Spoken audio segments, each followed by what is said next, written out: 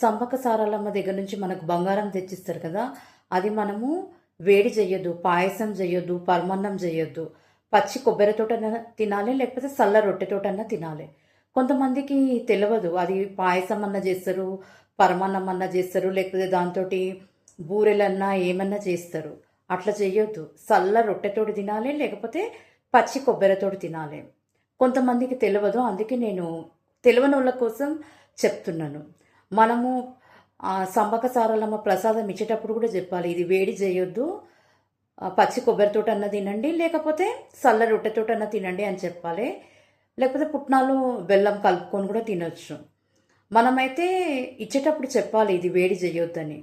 తెలియని వాళ్ళు అది పరమాన్నంకి వాడతారు, లేకపోతే పాయసం చేస్తారు, కొంతమంది బూరెలు చేస్తారు. కాబట్టి ఎంతకైనా మంచిది మనం చెప్పి ఇవ్వాలి, ఇది అమ్మవారిది, వేడి చేయొద్దు, అట్లనే తినాలి అనేసి.